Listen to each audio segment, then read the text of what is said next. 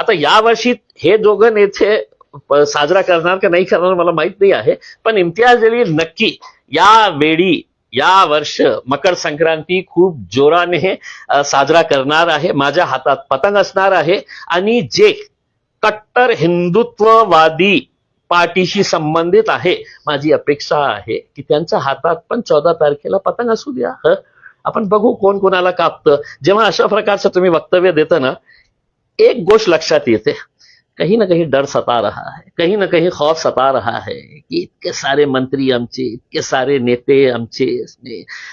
त्यावेळी तर एकनाथ शिंदे साहेब हेलिकॉप्टरमध्ये घेऊन आले होते मोठे बॅग, म्हणून पराभव झाला. तर महानगरपालिकेमध्ये ते शक्य होणार नाही. तर कुछ ना काहीतरी आपल्याला रीजन पाहिजे कि हम हार रहे हैं तो इस वजह से हारे कि मकर संक्रांति आई थी और मकर संक्रांति के अंदर पतंग निशानी एमआईएम की थी करके उसमें. तो यही रीजन है. परंतु इतर काही पक्षांची अशी चिन्ह आहेत ते दैनंदिन जीवनामध्ये वापरले जातात. ते सगळं म्हणजे फ्रीज करायला पाहिजे. फ्रीज म्हणजे कुठल्याही प्रकारचा ते साईन आपल्याला दिसायला नको. जसं माझ्या हातात घडी आहे, एका पक्षाचा चिन्ह आहे घडी.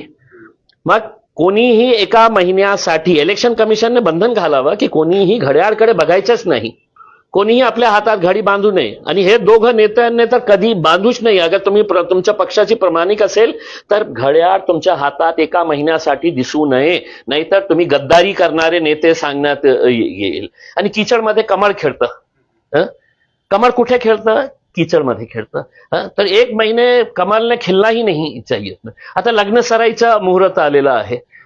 आपण तुतारी वाजवतो, परंपरा आहे, पारंपरिक हे वाद्य आहे ते एका महिन्यासाठी कुठल्याही प्रकारचा हे नको वापरायला पाहिजे. अच्छा, तुमच्या हातात आणि माझ्या हातात पण हे पंजा आहे आणि हे पंजा जे आहे ना, एका पक्षाचं चिन्ह आहे, हे कापायला पाहिजे. म्हणजे दुसऱ्याचं कोणाचं कापलं तर चालेल, पण संजय शिरसाट आणि केनेकर साहेबांचं दोघांचं असं नाही का हे कापायला पाहिजे. त्याच्यानंतर आम्ही हेल्प करू त्यांना ते जॉईन करण्यासाठी, त्यांच्या ऑपरेशनसाठी जे काही पैसे लागतील आम्ही देऊ त्यांना. पण एका महिन्यासाठी नाही. तर काय आहे की ऍक्सिडेंटली हे दोघं मंत्र्यांनी असं सांगितलं आणि हे चिन्ह दिसलं तर गद्दार म्हणणार तुम्हाला की तुम्ही एका पक्षाशी आहे आणि बघा दुसऱ्या पक्षाचा हे करतात. म्हणजे अशा प्रकारचे जे लोक आहे ना, या देशामध्ये खूप कमी आहे. आता मला सांगण्यात आलेलं आहे ते इलेक्शन कमिशन मध्ये जाणार आहे. मी थेट पंतप्रधानाकडे जाणार आहे की साहेब या दोघांना आपण भारतरत्न द्या साहेब. म्हणजे अशा प्रकारचे लोक कुठे मिळणार? दुर्मिळ आहे साहेब. म्हणजे खूप कमी 0.1% पण असे लोक नाही आहे देशामध्ये जे ज्ञानी लोक माझ्या जिल्ह्याला लाभलेले आहे. आपल्या सगळ्यांचा अभिमान आहे एका अर्थाने बघायचं असेल तर.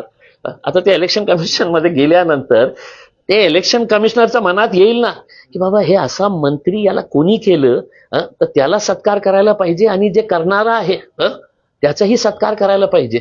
आम्ही तर म्हणतो की देवा भाऊचं आणि एकनाथ शिंदे साहेबांचाही सत्कार इलेक्शन कमिशनने करायला पाहिजे की साहेब तुम्ही कुठून शोधून आणले हे कोहिनूर हिरे कुठे होते आजपर्यंत, की आमच्या मनात आमच्या लक्षातच नाही आलं की हे पतंग आपल्याला फ्रीज करण्याची आवश्यकता आहे करके.